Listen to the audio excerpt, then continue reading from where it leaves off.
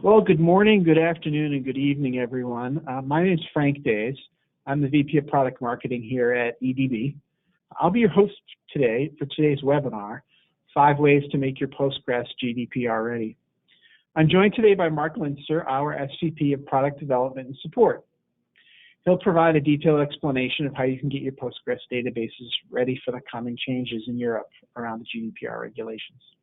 But before we jump into the actual webinar, I wanted to go through a few housekeeping items. First of all, this presentation is being recorded, so don't despair. You'll have this presentation available to you to share with your colleagues or friends, as well as we'll be making the slides available so you can pass them along. So if you don't get all your notes down in the first pass, you can download the slides and take them along with you. You'll notice that all of your lines are muted. That's not a problem. We'll be answering questions along the way. I'll be stopping Mark to pose questions that are relevant. So you can see in the GoToWebinar interface there is a question place to enter your questions, so please feel free to pop your questions in there. If we don't get to your questions during the webinar, we'll do our best to try to answer them offline afterwards. And finally, we're scheduled to last for an hour, but we also respect your time. So we expect the presentation to last about 30 minutes, and then we're budgeting about 10 minutes of Q&A. So we can try to leave you a little bit extra time on the end of the hour. So now, without further ado, here's Mark Linster. All right, thank you, Frank. So I'll get started here. And as Frank said, please ask questions. Put the questions into the dialog box, and we'll address them during the presentation or afterwards. So this is what we're going to go through. I'll give a quick overview of what is the GDPR. Promise I won't spend much time on it because there's been so much FUD presented. So I want to focus on what does it mean for the database, what are the key articles that a person, a DBA, or anybody working with the databases needs to understand. We'll talk a little bit about exactly what you need to do to address the GDPR requirements. We'll discuss Postgres or EDB Postgres or PostgreSQL and how to work with us on getting GDPR ready. I hope you'll find enough technical substance in this presentation, and as I said, ask questions, ask for clarifications, and if you want to follow up afterwards, we're here to work with you. So first, what is the GDPR? The GDPR got voted in 2016. It will become effective on May 25th, 2018. So that's 114 days from today and counting, right? It replaces the Data Protection Directive 9546 EC. The key thing in that message is, whereas data protection directives required national laws, right, to be implemented, a EU regulation enters into force across the EU all at the same day. Okay, so this is also applicable not just to companies in the EU, but it's applicable to anybody offering goods or services in the EU. So basically, a US company that has a website and EU customers or EU users, or as they're called in the GDPR, data subjects, sign up, share data. Now the US company is subject to the GDPR. So whether you collect or analyze data about EU residents, you're subject to the GDPR. The GDPR focuses on personally identifiable information. So things like names, pictures, emails, phone numbers, birth dates. Some countries in the EU are stretching it a little further. The UK, for example, also wants to add IP addresses to that context. Key element in the GDPR is it makes a differentiation between a controller and a processor. A controller is somebody who collects data, has data, houses data, manages data. A processor could be a third-party company that gets data from the controller and does something for the controller. So as we go forward, or as you go forward, it's important to understand what are you, a controller or a processor, or a little bit of both. This is a regulation with teeth. The teeth are very, very significant. The fines in the GDPR can range between 2% and 4% of revenue, so turnover as it's called in the EU regulation. They're only limited by 10 million euros or 20 million euros per occurrence. So it's really significant that you understand this. More details are available at a special website that the EU has put up called eugdpr.org. Now, just like so many other regulations, the GDPR is not explicit about the technical implementation, and a lot of best practices are still emerging. I'll share with you what we know at this point in time, but it's really important to keep your ears to the ground and understand what is evolving, right? Because we're all facing this now together, and we're all learning, and we should share information about how this is going to be really implemented. Okay? Key thing here is 114 days and counting. So what does it mean for the database vendor, the DBA? Well, really, if we summarize it, what we're asked to do is to provide audited and robust capabilities to manage data securely and safely. Okay, that's a mouthful. It's really for a responsible DBA who's been working with personally identifiable information or has been associated with any kind of credit card processing. It's really mostly business as usual. I mean, not a lot of stuff has changed, right? Any responsible DBA should have done all of this all the time, except now it's made very, very explicit, and there are significant fines associated with violating these rules.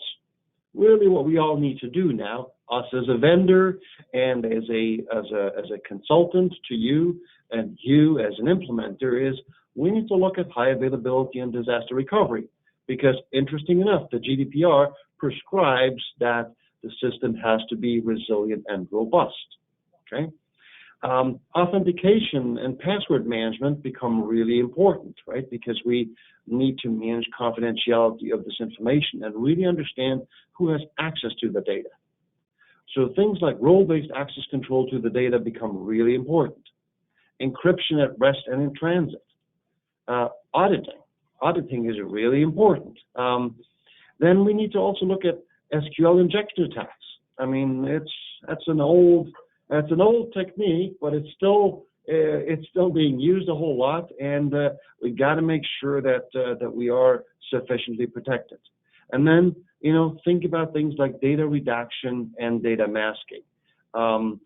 Again, those are things that are really common sense for the enterprise DBA, and I think for many in the profession, the GDPR will actually be a helpful regulation, because it will allow a DBA to do what the DBA should have done all the time, and now the DBA will have the necessary stick or rule to force the implementation of something that is really common sense. So let me dig into the meat a little bit. The GDPR is 256 pages long. It has 99 articles and a significant preamble. It's worth the read. I read the whole thing, and it really puts it into good context. I'm not going to go through all 99 articles because not all of them are relevant for the DBA. They're relevant for a company that houses or processes personally identifiable information. For the database management function, the Articles 17 and the articles listed on this page are the ones that are relevant. So first, let's start with Article 17. Article 17 is often called the right to be forgotten. If you look at the text, however, it says it's the right to erasure. I think they're two different things, but we also need to understand, okay, how do we do this? Then we have the right to data portability, which basically means I can take my personally identifiable information and move it to a second vendor. That's a really interesting capability. I don't think it's going to cause us a lot of concerns in this presentation, but it's something to be aware of. Data protection by design and by default. It's a little fluffy, but it's something, again, that we need to keep in mind exactly what we do here, and it encourages, for example, to erase data when we don't need it anymore, and erase it as fast as possible. Have very aggressive data retention policies, because something that we don't have anymore, we don't need to protect, right? So it's very important that we think about it that way. Security of processing also talks about the reliability of processing.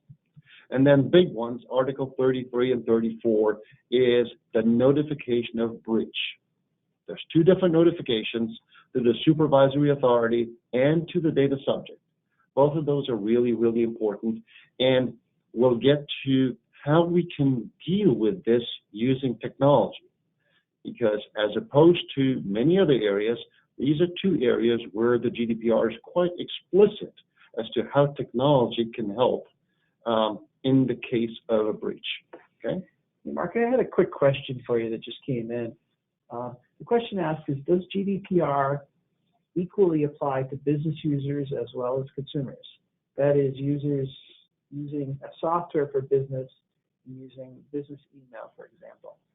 Well, that's a very good question. I believe that a business email address is also personally identifiable information, but again, that's an area where the GDPR itself is not explicit about that. But it talks about email addresses, and it does not, at least to my knowledge, make a differentiation.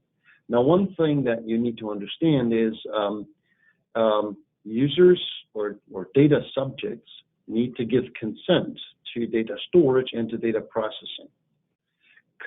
So that's the checkbox where you say, yeah, I allow you to take my data and sell it to somebody else and all that stuff, right? But consent is also implicitly assumed if there's a contract. So if you buy something, if you have an agreement with a vendor to do something for you, that is also something that needs to be understood. Okay. Thanks, Mark.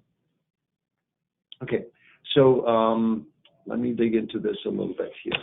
So let's talk about the Article 17, the right to be forgotten. And again, it is referred to in the literature as RTBF, but if you read the article, it is really the right to erasure. Now, what does that mean? It means that a data subject can ask to be forgotten. They can withdraw consent. So consent is like on the website, you say, oh yeah, I allow you to collect my personal data, what web pages I looked at, my name, and all that kind of stuff. Well, you can withdraw consent. And the DBA, the data controller, needs to be able to deal with that and erase you, right? I mean, this can be because somebody asks for it. This can be because a minor has allowed the collection of data. Turns out it's a kid, and the parents say, oh my God, no, you got to get off that website. Okay, so this is a very realistic challenge. Or because the data is no longer necessary for its purpose. So if somebody is given consent for certain processing and it's no longer necessary, we should get rid of that data. Okay. Also because if we don't have it anymore, then we can't protect it anymore, and nobody can steal it. So it's actually a pretty good idea generally to get rid of data as fast as you possibly can. So the details of the rule in the upper right-hand side of the screen there say the data subject shall have the rights to obtain data from the rights to erasure, okay, without undue delay. Okay, so it doesn't say how fast that needs to happen, but undue delay probably means relatively quickly. So one option for erasure, for example, can be that erasure coincides with the data retention period, right? So that in the notice that you give users, you could say, well, my data retention period is this long, and when you ask for erasure, well, when my data retention expires, that's how you get erased. Again, the GDPR is not explicit about the technical implementation, and best practices are still emerging. So there's a lot of discussion in the technical community right now about how to handle this specific one. Because if somebody asks me to be erased, do I really want to erase them from backups? Because, you know, if I erase somebody in Postgres from a full backup, the walls that are associated with this become invalid. So, you know, this would potentially conflict with Article 32, which is about security of processing, as now we cannot restore anymore, okay? Or do at least a restoration to a point in time. One technique that has been proposed is to collect all data subjects that want to be erased in a script and run that script after a potential database restore. Okay, that's one technique that I personally believe is very, very interesting and has been presented at a number of conferences and that could be used to do this. We also need to figure out how to deal with logs, right? Because logs also will contain information about somebody who wishes to be erased, right? So first, you know, log as little PII data as you absolutely have to. Encrypt all those logs, because we'll find later on, and when we talk about the notification in case of a breach, that encryption actually, you know, protect us in that case in a very, very meaningful way.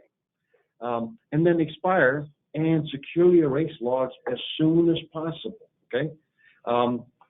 So, you know, there are techniques here that you can apply to deal with these articles. But as I said, you know, the best practices are still emerging. So, Mark, another question that came in, and it asked, how about data that's still needed for operational purposes? Does GDPR differentiate? The GDPR differentiates between that, yes. Read the details, because in that case, I can't say it in general, but I know that there are clauses in there that allow the retention of data if the data is still needed. I'm not sure if the word used is operational purposes, but if it is still needed for business purposes, yes, or research purposes. Okay. Thank you. Okay, right to data portability. Data portability really means that a data subject can ask a data controller to say, hey, give me my data. Now, this data, in some examples, could be, you know, all my GPS presets in my Mercedes. I would like to export them to my Jaguar, right? That, you know, if that's going to be supported, we'll need to figure that out. But if you read some of the recent publications from the EU, and they're also being helpful there. For example, on January 24th, they have published an updated set of FAQs and a new press release about the implementation.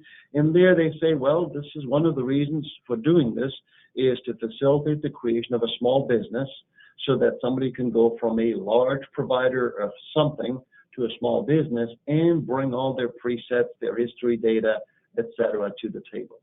Okay, so I don't think this is going to cause us a lot of problems. I would suggest using you know, JSON-B, XML, or CSV, because those are pretty industry standard formats. So that's a good way to address this requirement. Okay, Article 25, data protection by design by default. You know, obviously, and the GDPR is quite explicit about that, data minimization. Keep as little PII as possible, meaning that's a bit of a contradiction to what we've done lately in big data, where we've tried to collect everything because it's so cheap. Well, now we really need to think about, what are we collecting? Where is it going, right? Because if we don't know where it went, then we can't erase it when, you know, we are asked to erase it. So, you know, we need to harness still the power of big data, but we need to rein it in a little bit and have much, much better record keeping as to where it goes.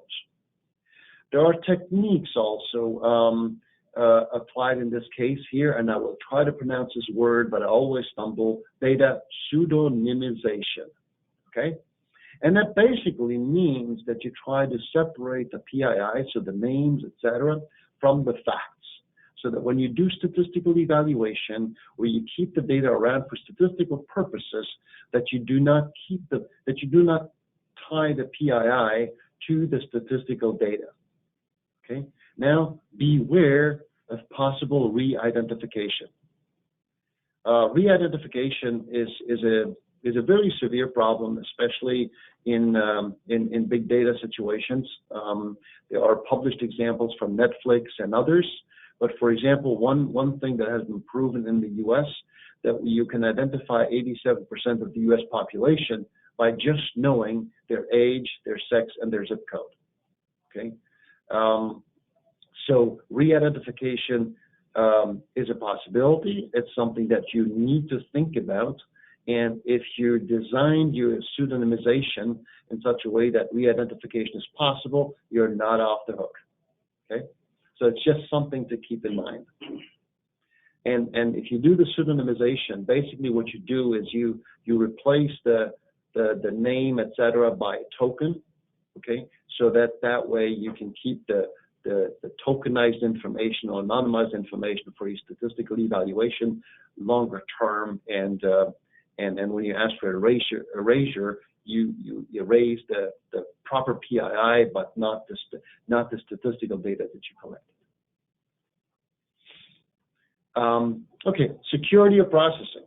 All right, so here, this is one area where the GDPR is very explicit and actually gives technical instructions as to what to do. So first it says, and these are quotes, and it's copy paste out of the GDPR.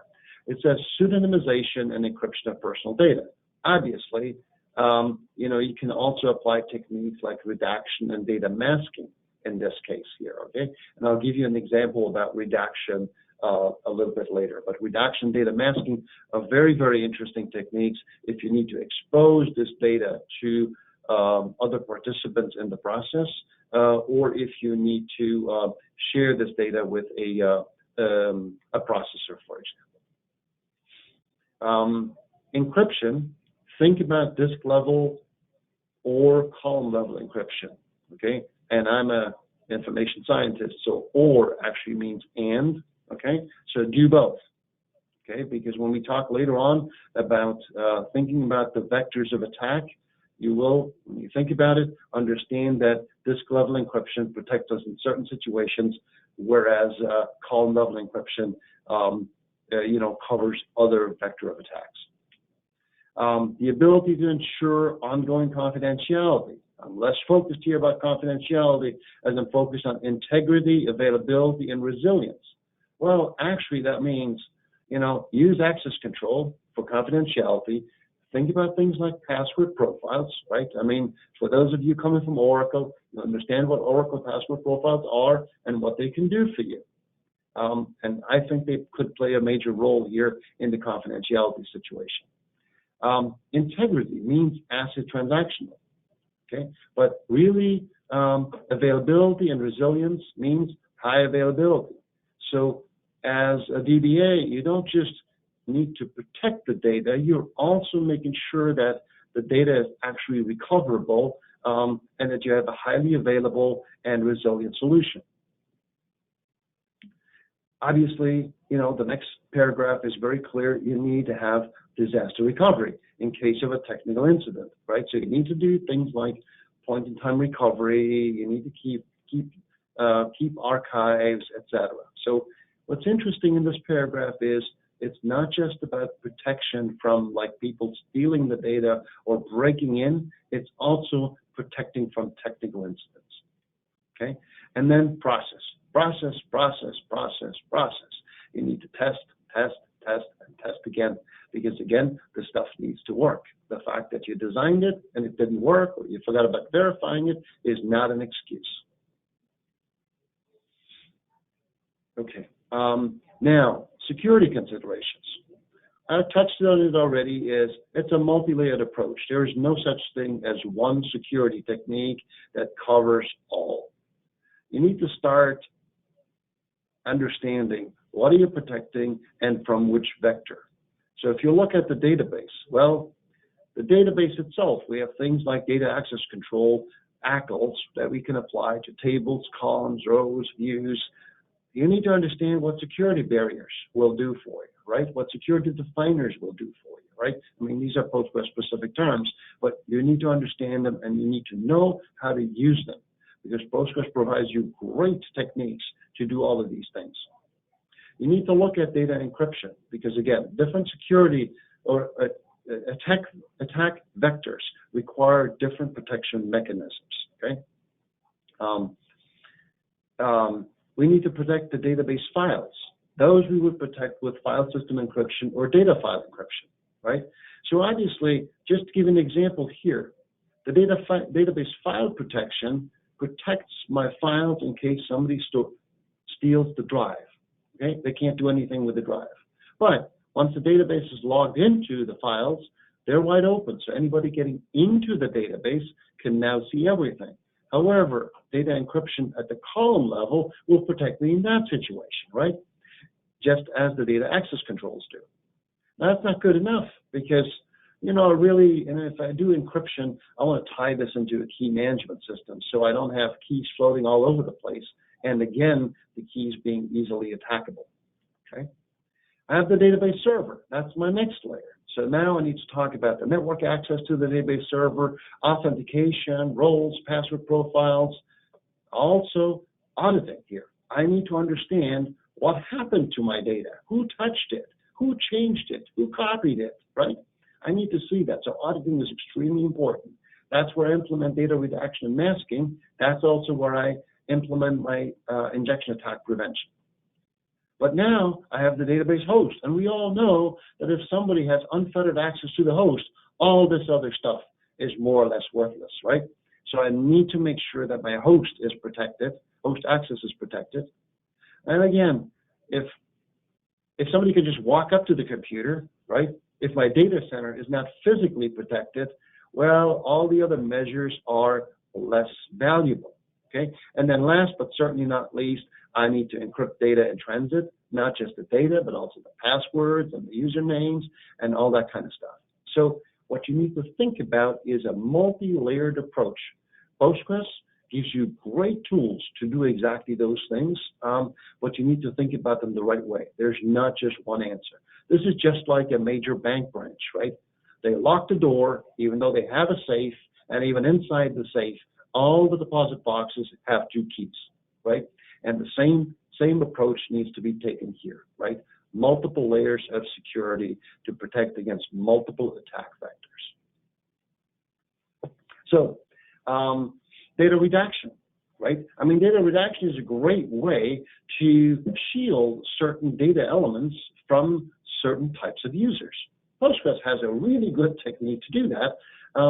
At some point in time, maybe we'll do another webinar or I'll publish a blog about this, but you can use views, functions, and the Postgres search path to create something really, really interesting where the same data table here, you know, employees, if you're a privileged user, you see everything. If you're a redacted user, you only see redacted data. In this case here, the social security number has been redacted and the birthday has been redacted, right? So you don't actually see the year where somebody was born. So data redaction is a really great technique here, again, to allow people to work with the data, but not show them everything. Then, you know, integrity and resilience. This is really where HA and DR and monitoring are put to work. So these are just the tools that we EDB use. So the backup and recovery tool that gives you point-in-time recovery and management of retention policies. Our high availability tool that allows you to do high availability with Postgres on commodity hardware. And then the monitoring tool. Monitoring tool, again, is really important because you need to know what's happening in your database, right? Who is accessing what and what the status of processing is at every point in time. I can't emphasize enough that GDPR is not just about protecting from attacks. It's also making sure that the database has integrity and is resilient. So HA and DR are really, really important. And they were not the first thing that I thought about when I was getting ready for answering GDPR questions, but it's very, very real. Articles 33 and 34, they're probably the things that worry your bosses the most, right? The notification in case of breach. And breach is obviously a very, very serious thing. So first, you need to detect it. Auditing is the tool to detect that there was a breach. And you need to detect SQL injection attacks. Okay, so that's the first thing. You need to detect it. Now, read the GDPR. It's very explicit that a notification is not required if the data breach is unlikely to result in a risk to the rights or freedoms of natural persons. So 33 is notification to authorities, and 34 is notification to the data subject. Okay, and that says explicitly if the data that was stolen is encrypted and cannot be decrypted, then a notification is not required. Okay, so that is why encryption, but encryption also against protecting against different attack vectors, is a really key tool. Okay, it's not a panacea, but it is absolutely key, right? And in case of a breach, this is the thing that can potentially get you and your company off the hook. Okay, but you really need to think about encryption the right way. So we talked a little bit about EDB Postgres or self-supported Postgres, right? So on the left here are some requirements that I believe are important to get ready for GDPR. Password management. If you're self-supporting your Postgres, well, there's nothing built into Postgres to do it. You can do it through LDAP or Kerberos or other processes, but there's nothing built in for it. Authorization, row-level authorization. We have Postgres offers RLS, okay? Something really that you should look at. The auditing capabilities in Postgres today in standard Postgres are somewhat limited, especially because anything, any audit information will be shared in the standard log, right? And from our perspective, having been in the enterprise business for a while, we do not think that's sufficient. Postgres, open source Postgres does not offer anything to protect from SQL injection attacks. You'd have to write your own or use some other tool. Encryption at rest, you can do it, but you have to do your own. You have to roll your own. 24/7 support is really important because you're responsible for resilience and integrity, right? So you need to be able to call somebody, and that's part of GDPR. Now, the GDPR doesn't say what the SLA is, how long you can be down, but you have to have measures in place to make sure that you can recover and restore your database. Same thing for HANDR. There's lots of open source tools out there that you can choose from, but the choice is yours. And you have to make sure that your support level, your backup, your SLA level is in line with what you need to produce. Data redaction, roll your own, and then the secure configuration practices, again, you're on your own. Now, what happens when you work with EDB Postgres? We have implemented EDB password profiles because we have been in the PII business for major credit card companies for quite a while. And as I said at the beginning, the GDPR is not new. It's best practices that we should have implemented a long time ago. Our customers did. They came to us and said, we want password profiles just like Oracle, and we added them to EDB Postgres. We've had the virtual private database, again, aligned with the Oracle capability for quite a while. Auditing, we've broken out the audits and made it much more finer grain size into a different audit stream that can also be integrated with the system log now, okay? So now you can manage your audit logs separately from the standard server logs, right? Which again, it's really important because usually it's somebody different looking at technical server logs than looking at looking for signs of a potential breach. SQL Protect provides you SQL injection attack prevention. We have an extension to PG Crypto to support secure key management. We have a proven full disk encryption procedure.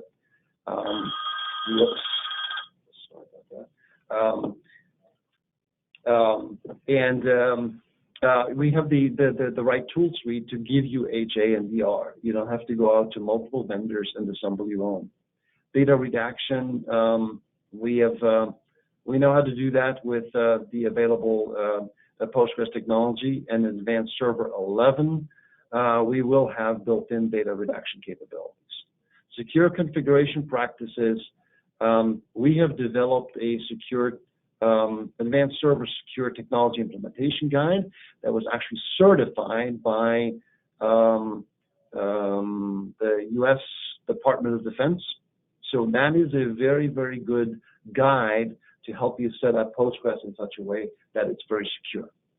So there's a number of reasons why I think in this motion towards GDPR, you might benefit from working with EDB, not just standard Postgres. But standard Postgres also offers a lot of very, very interesting and relevant capabilities. So how do you get ready? 5 ways. First, read the GDPR. I know it's boring. I know it's 260 long pages. I know not everything is relevant to you, but you really need to understand it because it is key. And frankly, it will help you as a DBA to force your organization to do things that I believe you've known for a long time are the right things to do. Consult with peers and get advice because the best practices are still emerging. You need to understand whether you're a processor or a controller. If you're a controller, you have the data and you work with processors, you need to understand the implications of establishing data lineage and knowing where your data went, who has it, etc. Right? Because when you ask for erasure, this is not just the data that you hold at this point. If you gave data to somebody else, that somebody else also needs to erase that data. And they need to equally protect that data from everything that you've done. You need to know, what do you have? Where is it? Who has access, right? So that's the inventory. And then there's a couple of key decisions. If you can get rid of data, get rid of it. Because, as I said, if you don't have it anymore, nobody can steal it. And then, look at your server. Start with physical access, network access, host access, authentication. Do you have all the ACLs in place? Are they as restrictive as they have to be or should be? Okay. Are you encrypting in transit and at rest? Are the servers backed up, highly available, and are they covered by enterprise level support? Meaning, if something goes bump in the night, do you know how to get it up and running again in a predictable time frame? Because you're obligated to do that. You have the right auditing in place. And you have to, can you leverage the other techniques to further limit access to the data, right? And then develop a process to identify breaches and notify. Because you don't have a lot of time. The GDPR is very explicit, and you're talking about 1 to 2 days, actually specified in hours for notification. So you can't develop your notification process after it happened. You don't have enough time. Okay? Do it up front. And then validate, validate, validate, validate, validate, and validate some more. Okay? So really, from our perspective, these are the 5 steps that you should undertake to get ready for GDPR. So next steps, this is what I'm suggesting. Get in touch with us. We've been in this business for a long time. We've worked a lot with government institutions around the world, not just in the U.S. We work with major credit card companies, financial institutions, and we have a pretty good understanding for how to deal with the requirements here. Talk to us about your infrastructure. Make sure that it is well supported and robust. We offer a lot of free training, and it's really, truly free, and that you can take and get your Postgres team certified. Make sure that that they know what to do and how to deal with high availability, point-in-time recovery, security, etc. We would advise you to move away from self-supported Postgres to supported Postgres. Obviously, we'd like you to do that with EDB, but getting good support with a good SLA that is there for you 24 hours a day is really important. And then get best practice advice. Leverage what's available to create a secure, safe, audited, and robust data management capability. That's really how I would suggest you should go about this. Take advantage of the available resources, listen to your peers, and get there, because there's a little over 100 days left, but who's counting? Okay, great. Thank you. Great. Well, thank you, Mark, for the really informative presentation.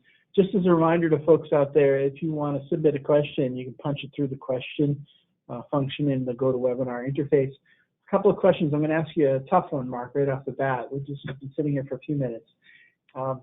Is there any info on a right to erasure for clinical trial data? For example, can we say trials or scientific research for public benefit can be stored and don't need to be erased?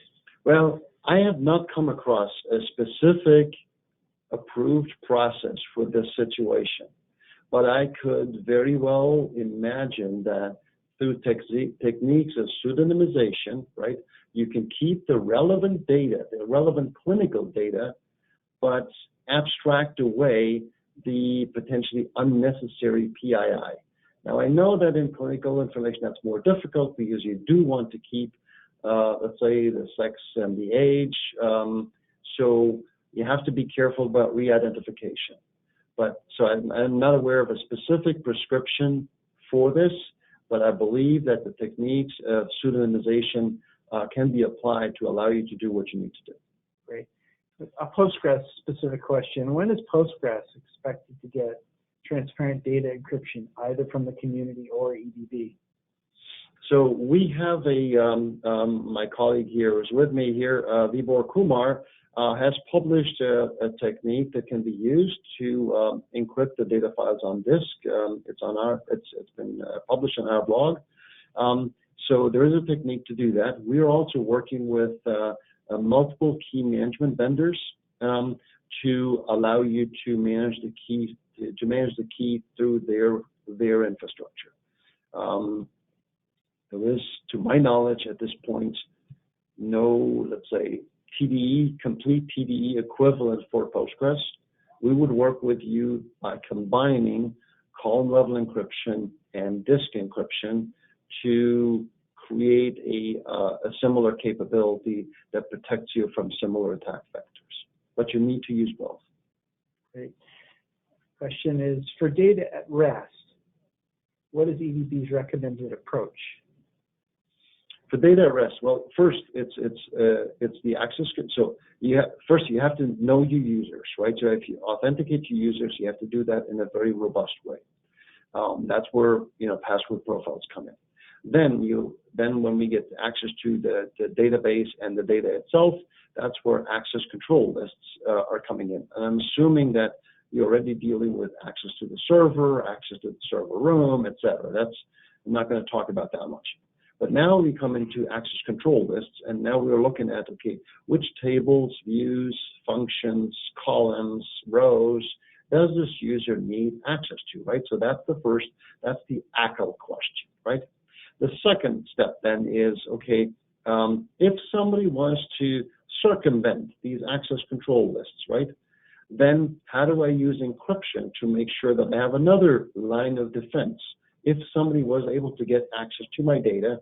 And that is where we use technology that we have developed that combines PG crypto with secure key management, right? So at that point in time, even if somebody was able to circumvent the ACLs and the user authentication, and they came to the data, now certain columns in the data, let's say pictures or health data, would still be encrypted. And then the last level is really file system encryption, which I think should always be done with anything that has PII on it, because you have to make sure that in case of somebody just getting physical access to the server and walking away with a disk, that they can't do anything with it. Is there a distinction between production and development environments? For example, about HA? Okay, well, HA in this case, so the data recovery and the data integrity does not really apply to the environment, right? It applies to the data. You have to make sure that you can get to the data. So that would be the first concern. I don't think that you need to worry about having high availability because of GDPR in your development environment, right? Okay. But when you go to the development environment, you should seriously consider data masking, right? Because when you share PII with developers, I mean, not that developers are bad people, but you just shared PII with even more people, right? So, and you need to control it in even more places. And when you need to erase it, you need to erase it in even more places, etc. So data masking will give you a very good approach, a very good solution to make sure that what you share has actually been masked and no longer falls under GDPR. So if somebody puts it on a USB stick and the USB stick is in a drawer somewhere, and the data subject asks for erasure, you don't have to track that USB stick down, right? So data masking in that case is a key capability that I would suggest considering. Great. So I have last question here. So when erasing data for one subject, what happens with his invoices, for example? Accounting needs them. In the invoice itself, there's still sensitive data. Okay. In that case, I believe that this falls under a contractual relationship, right? So this is no longer somebody who gave you consent to collect their, I don't know, website tracking or something. You actually have a contract with that person. So the GDPR provides, an exception there, allowing for meeting of the contractual relationships and other legal relationships. So in that case, I think the rules need to be interpreted a little differently. And you have other obligations like how long do you need to retain invoices for tax reasons, etc. So the considerations there are different. Great. Well, thanks, Mark, for all the questions. There are a few questions that are remaining. What we'll try to do is answer those questions via email offline after the webinar. Just as a reminder to everyone out there that we're going to be sending a copy of the recording as well as the slides within the next 48 hours. Keep your eyes peeled to your email for those. And if you also, as another reminder, if you have questions, if you're looking for help, if you have just looking for some counsel from us here at EDB, please send an email to info@enterprisedb.com, and we'd be glad to get someone on the phone to try to connect with you. Thank you again for joining us today, and please have a great day.